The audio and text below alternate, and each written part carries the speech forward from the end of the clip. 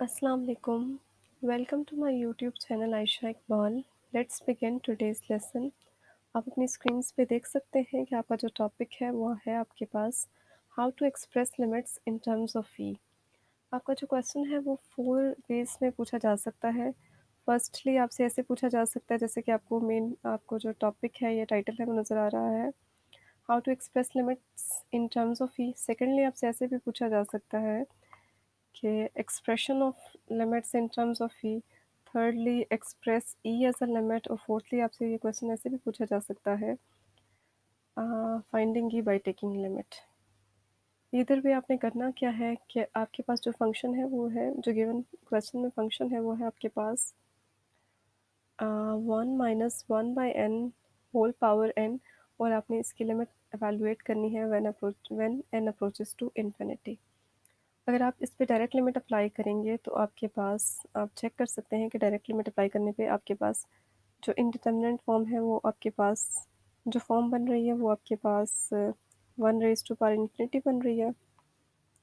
और आप बहुत अच्छे से जानते हैं कि ये आपके पास एक इनडिटरमिनेंट फॉर्म है और ये एक्सेप्टेबल आंसर नहीं है, और हमें इसे किसी टेक्निक से टैकल करना है। और हम जिस टेक्निक से टैकल करेंगे इस क्वेश्चन में गिवन लिमिट को, जिस टेक्निक से टैकल करेंगे वो है आपके पास लिमिट फार्मूला। और आपने ये वाला लिमिट फार्मूला यूज़ करना है। ये आपके पास n approaches to positive infinity के लिए भी होल्ड करता है और n approaches to negative infinity के लिए भी होल्ड करता है। और फॉर द टाइम बीइंग आपका जो क्वेश्चन है उसमें आपके पास n approaches to positive infinity involve है। नेक्स्ट आपके पास इस लिमिट फार्मूला के होल्ड करने की 4 कंडीशंस हैं आपके पास। स्टार्ट में आपके पास 1 होना चाहिए, और सेकंड टर्म का रेसिप्रोकल लेने से आपके पास पावर आनी चाहिए, और एक ये कि मिडल में आपके पास पॉजिटिव साइन होना चाहिए। मोस्ट इम्पॉर्टेंटली आपके पास डायरेक्ट लिमिट अप्लाई करने पे 1 raise to power infinity indeterminate form आनी चाहिए। तो हम 1 बाय 1 इन कंडीशंस को होल्ड करवाते हैं और इसकी हेल्प से करते हैं गिवन लिमिट को एवेलुएट इस लिमिट फार्मूला की हेल्प से। और जो ये लिमिट फार्मूला है, ये जो है हमारे पास वो है आंसर ई दे रहा होता है। और ये जो लिमिट फार्मूला है इसका बाकायदा तौर पे आपके पास इसका प्रूफ है, but for the time being मैं आपको इसका प्रूफ नहीं करवा रही हूँ। मैं जस्ट आपको बता रही हूँ कि इसके होल्ड करने की 4 कंडीशंस हैं, मैंने आपको वो बता दी। और अगर वो होल्ड हो रही हो तो आपके पास आंसर ई आ जाता है। तो हमारे पास जो गिवन क्वेश्चन है उसमें एक कंडीशन तो होल्ड कर रही है कि आपके पास डायरेक्ट लिमिट अप्लाई करने पे indeterminate form 1 raise to power infinity आ रही है। नेक्स्ट आपने क्या देखना है, आपके पास limit n approaches to infinity आपके पास एज इट इज़ आ जाएगा। स्टार्ट में आपके पास 1 भी है, मिड में आपको प्लस चाहिए। मिड में प्लस कंस्ट्रक्ट करने के लिए जो आपके पास 1/n है हम उसके साथ नेगेटिव साइन यूज़ कर लेते हैं, और जो होल पावर n आ रही थी वो उसको हम एज इट इज़ लिख लेते हैं। और मैंने अभी स्क्वायर ब्रैकेट्स जो हैं ये वाली, मैंने उनको इसलिए यूज़ किया है क्योंकि आपके पास यहाँ पे अंदर ऑलरेडी स्मॉल ब्रैकेट ब्रेसेस आ चुके हैं, तो दैट्स वाई मैंने स्क्वायर ब्रैकेट को यूज़ किया है। नेक्स्ट आपने क्या देखना है कि आपके पास जो limit n approaches to infinity है वो आपके पास एज इट इज़ आ जाएगा।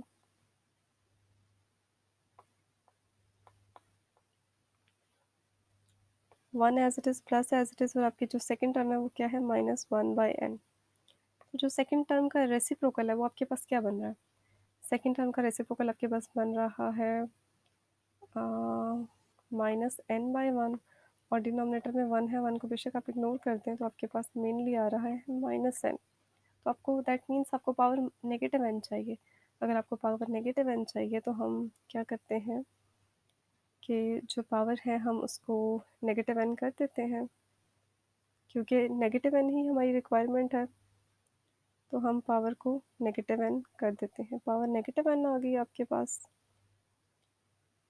बट ऐसा तो नहीं होता। आपके जो इससे जो प्रीवियस स्टेप है उसमें तो आपके पास जो पावर आ रही है वो आपके पास पॉजिटिव n है, और आप पॉजिटिव n को नेगेटिव n से रिप्लेस तो नहीं कर सकते। तो हम क्या करते हैं कि हमने, आप ऐसे देखें कि आपने नेगेटिव n से मल्टीप्लाई किया है, -1 से मल्टीप्लाई किया है, तो आप बाहर पे भी -1 से मल्टीप्लाई करवा देते हैं।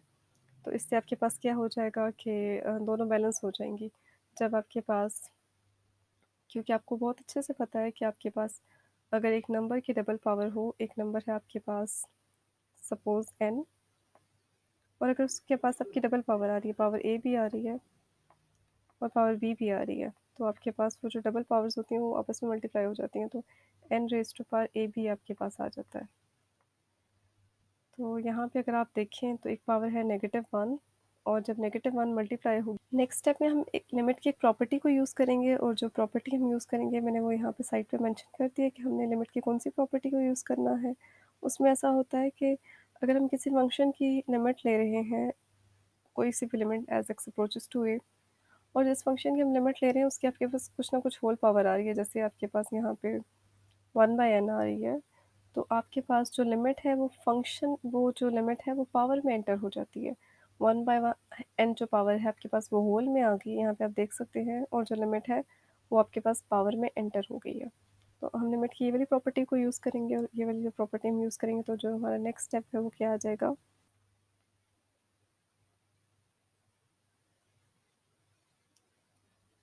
हमने इस स्टेप में क्या किया कि हमने लिमिट को पावर में एंटर करवा दिया। पावर आप देख सकते हैं कि आपके पास एक पावर -1 भी आ रही है और एक पावर आपके पास +1 भी आ रही है, -1 एंड +1।